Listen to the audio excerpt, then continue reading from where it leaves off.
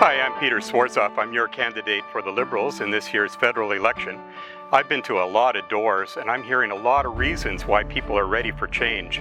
I'm also hearing at those doors a lot of distrust in the current government. Myself, in my own career, I've had reasons to become doubtful of my own government. In fact, that's what's pushed me into politics. There were three things that happened to me in my career that led me into politics, and I want to talk to you about them.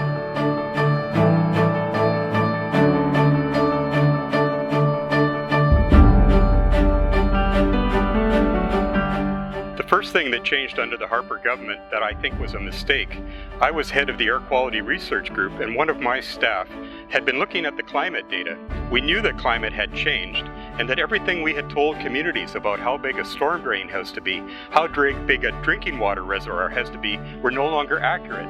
We wanted to find out what was changing, how fast, where it was changing, so we could give new information to the people that were planning our infrastructure.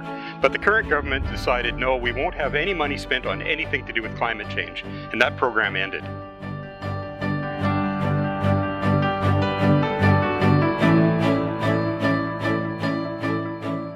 The second big thing that happened to me, again, still while I was head of the Air Quality Research Group, we were looking at why sometimes you could not see Mount Baker and yet the Air Quality Health Index was good. People wanted to have more Baker days. So we started looking into it, and it turned out the answer was chicken shit. It was the fact that we had so much manure coming from chicken operations, and that turns out that chicken manure is a wonderful thing on berry crops. So they were mixing it with water and shooting it out over the blueberry crops with huge sprinklers. And that would get into the air, and ammonium nitrate particles would make that white haze that sometimes we couldn't see Mount Baker. Well, that was a great story, and I enjoyed telling that to the media because it gave me an opportunity to explain to people what we were doing about air quality and health. And then suddenly, I was not allowed to talk to the media anymore. I became one of those gag scientists.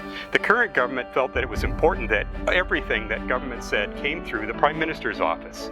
And the Prime Minister's office then would decide which, if any, of the government spokespeople media could talk to. I was one of those spokespeople, but often it took more than a week before the journalist could talk to me, whereas it used to be I would answer the phone when it rang. I still can't explain to you why they thought that we could not be trusted to speak to the media. The third big thing that made me start to wonder about the environment policies of this government was when I was the manager of science for the Meteorological Service for BC and Yukon.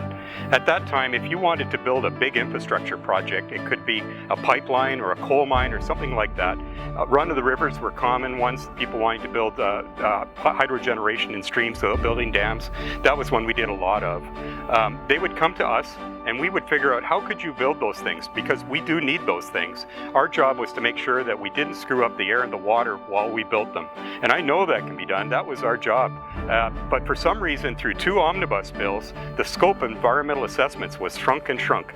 And my feeling is that we lost trust. People started to say, okay, we can't talk to the scientists, and now they're not looking at everything that needs to be looked at. Can we still trust the environmental assessment process?